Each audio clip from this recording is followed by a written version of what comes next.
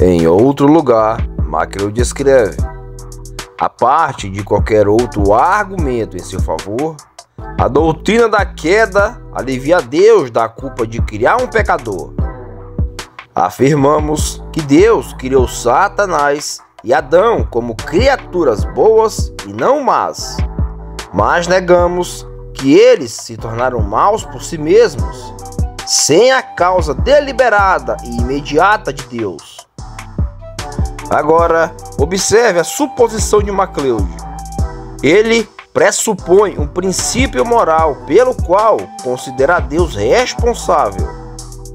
Isto é, ele pensa que Deus seria culpado de transgressão se tivesse criado um pecador, ou se tivesse criado Satanás ou Adão como mal no princípio.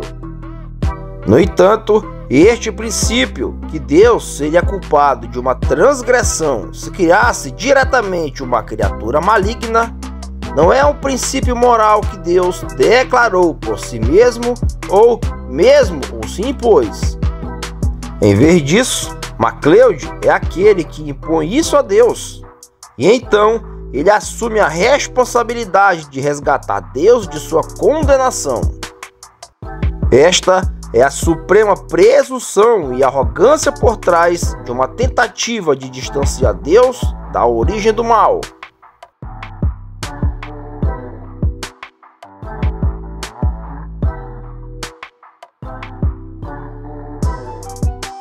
Nada mais é do que uma tentativa de libertar a majestade divina da condenação humana, mesmo que essa condenação muitas vezes venha daqueles que buscam resgatar Deus em primeiro lugar. Toda empresa é sinistra até o âmago. A menos que o próprio Deus declare isso, não cabe a mim dizer que Deus seria culpado de transgressão se tivesse criado uma criatura maligna. O que eu digo que ele faz com a concepção de cada pessoa humana depois de Adão.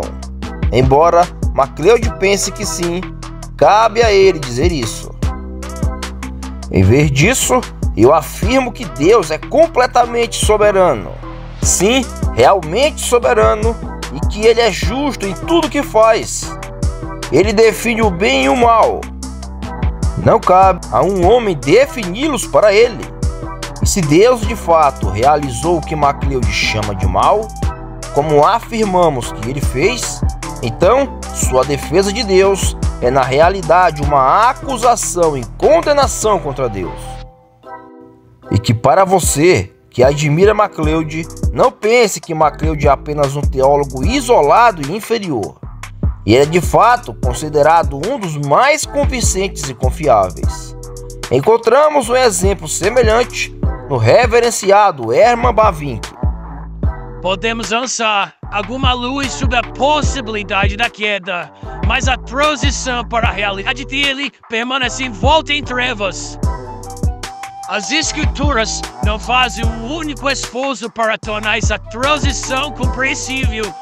Portanto, as Escrituras também permitem que o pecado permaneça em seu caráter propriamente pecaminoso. O pecado existe, mas é ilegítimo. Estava e está e permanecerá eternamente em conflito contra a lei de Deus e com o testemunho de nossa própria consciência. Se o balbucio sem sentido de Herman Bavinck inspirou a blasfêmia direta de Macleod, é uma questão de interesse, mas uma vez que não é teologicamente significativo, não iremos investigá-lo. No entanto, não podemos ignorar a sua calúnia contra as Escrituras. É falso que a Escritura não tenha feito nenhum esforço para tornar essa transição compreensível, uma vez que afirma repetidamente a soberania de Deus, uma soberania geral de Deus sobre todas as coisas, a soberania específica de Deus sobre o mal, e também a criação direta de Deus dos réprobos como réprobos e seu controle direto sobre todos os demônios e pecadores, bem como suas más ações. A verdade é que Herman Bavinck não faz um único esforço para aceitar e acreditar no que as Escrituras dizem sobre o assunto. Em outro lugar, ele escreve: os humanos não foram criados moralmente indiferentes por Deus, mas positivamente santos. Ainda assim, devemos ter em mente o seguinte também. Em primeiro lugar, Deus certamente desejou a possibilidade do pecado. A possibilidade de pecar vem de Deus. A ideia de pecado foi concebida primeiro em sua mente. Deus concebeu eternamente o pecado como seu polo oposto ao absoluto e, portanto, nesse sentido, incluiu em seu decreto, ou então ele nunca teria sido capaz de seguir e de surgir a existir na realidade. Não foi Satanás, nem Adão, nem Eva os primeiros a conceber a ideia de pecado. O próprio Deus, por assim dizer, tornou-se visível aos seus olhos. Portanto, não há dúvida de que Deus desejou a possibilidade do pecado. Até aí tudo bem. Isto é, se ignorarmos por enquanto a tendência ao dualismo na frase, seu oposto polar absoluto, e a declaração suspeitamente fraca nesse sentido, incluiu em seu decreto, como se Deus tivesse decretado a possibilidade ou realidade do pecado em um sentido. Sim, em um sentido mais fraco ou menos diferente, que ele decretou outros eventos. Uma invenção teológica absurda que negamos. Em qualquer caso, quando ele prossegue para a realidade do pecado, ele cai no buraco negro de MacLeod. Com tudo isso, não estabelecemos nada mais e nada mais do que a possibilidade do pecado. Com essa possibilidade, se tornou uma realidade e provavelmente permanecerá um mistério. Esta explicação nos escapa, não apenas em conexão com a origem do primeiro pecado, mas repetidamente explica todos os tipos de atos e ações humanas.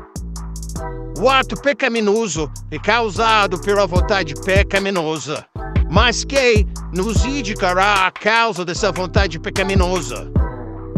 Tentar descobrir as causas de tais deficiências, causas que, como já disse, não são eficientes, mas deficientes. É como tentar ver as trevas ou ouvir o silêncio. Em sua origem, portanto, foi uma loucura e um absurdo. Satanás, portanto, não foi erroneamente chamado de ironia de teologia de toda lógica. A impossibilidade de explicar a origem do pecado, portanto, não deve ser entendida como uma desculpa, um refúgio para a ignorância. Em vez disso, deve ser dito de uma forma aberta e clara. Estamos aqui nos limites de nosso conhecimento. O pecado existe, mas nunca será capaz de justificar sua existência. É ilegal e irracional. Novamente, é dito que a origem do pecado é um mistério, porque o pecado em si é trevas e silêncio. Mas isso significaria que o pecado é obscuro e silencioso até mesmo para Deus, de modo que nem mesmo Deus pode entendê-lo. Portanto, Bavinck também blasfema. Satanás é uma pessoa irracional, é irracional. Desafiar a Deus é irracional, mas em si mesmo não é uma ironia de toda a lógica, porque o seu pecado está claramente explicado na Bíblia. A anti-explicação de Bavinck é de fato uma desculpa, mas provavelmente não é um refúgio para a ignorância. Antes, é um refúgio para o desafio. Ele recusa a aceitar o que Deus diz. Em sua negação de uma explicação para o pecado, ele se tornou uma ilustração de pecado. E no final, ele confia entendimento racional sobre o pecado como uma justificativa para sua existência. Além disso, ele falha em fazer uma distinção crucial. Uma justificação para cometer pecado é diferente de justificação para a existência do pecado. O próprio Bavinck reconhece, embora de maneira confusa e comprometida, que o pecado existe por causa do decreto de Deus.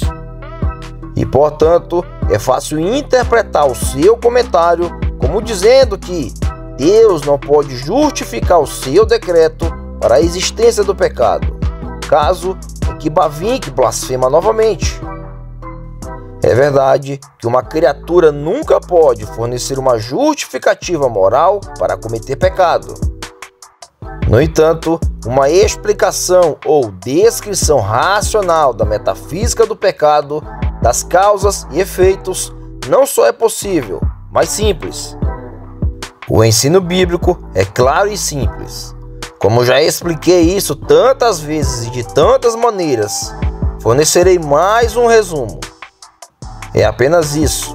Deus o entende, Deus o ordena, Deus o causa, Deus o controla da perspectiva metafísica, ou seja, causa e efeito.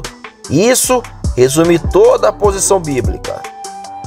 Do ponto de vista moral, notamos primeiro que, embora Deus cause o mal moral em suas criaturas, ou seja, no sentido metafísico, não existe uma lei moral afirmando que é errado para ele fazer isso. Portanto, a justificativa de Deus nunca está em questão. Então, quando Deus causa o mal em suas criaturas, significa que ele as faz transgredir os mandamentos morais que ele lhes deu. E é por isso que, embora não seja mal para Deus, metafisicamente fazer com que suas criaturas transgridam esses mandamentos morais, ou seja, visto que ele não transgride nenhuma lei moral ao fazê-lo, é mal para suas criaturas transgredir esses mandamentos morais, ou seja, visto que seus mandamentos para com elas definem o bem e o mal para elas. A responsabilidade moral dessas criaturas não é determinada pelo fato de serem a causa metafísica de suas próprias transgressões, mas se realmente transgrediram, se o fizeram, então elas são culpadas. Ou seja, independentemente da causa metafísica por trás de suas transgressões, é Deus que determinou julgá-las. E se alguém objeta que é injusto para Deus julgar suas criaturas por suas transgressões, quando ele é a causa metafísica dessas transgressões, então novamente respondemos que isso aplica um padrão de justiça em que em nenhum lugar é anunciado ou mesmo explícito na palavra de Deus. É novamente uma invenção humana para restringir a soberania de Deus. E o ato de fazer ou aplicar esta invenção é em si desafiador e pecaminoso, e sujeito à punição divina. E novamente, a verdadeira questão é se vamos deixar Deus ser Deus em seus próprios e eternos decretos e seus próprios e eternos termos. Louis Berkhoff escreve que seria uma blasfêmia falar de Deus como o autor do pecado, mas o oposto é verdadeiro. Tenho demonstrado repetidamente que não podemos nem mesmo manter um teísmo básico, muito menos o cristianismo, sem afirmar que Deus é o autor soberano e justo do pecado. Os teólogos gostam tanto de livrar Deus da culpa de criar o mal, mas a verdadeira questão é se Deus os considerará inocentes por negarem sua soberania e justiça inquestionáveis. Certamente não tenho autorização ou autoridade para absolvê-los. Deus criou Satanás e Adão como bons e santos, porque eles se tornaram maus. Dificilmente se pode pensar em uma questão teológica mais fácil.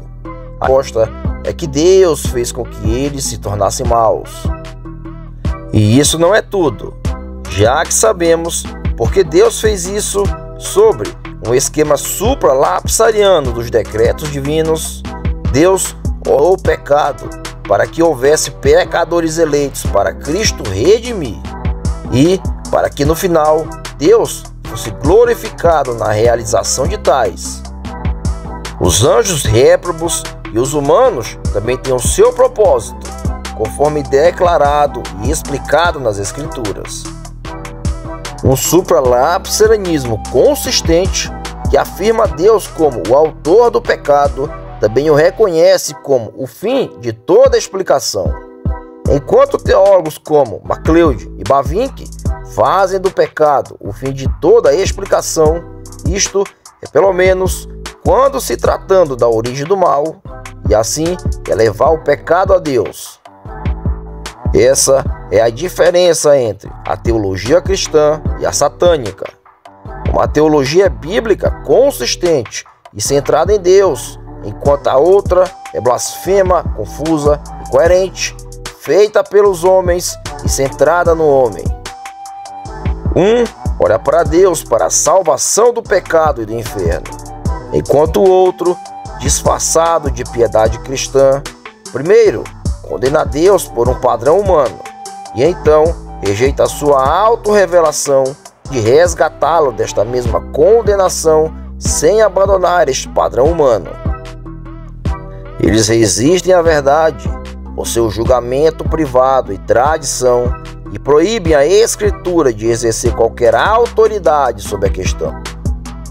Eles transformam a mais simples doutrina bíblica na mais difícil e confusa e fazem do nome de Cristo um objeto de zombaria entre os incrédulos.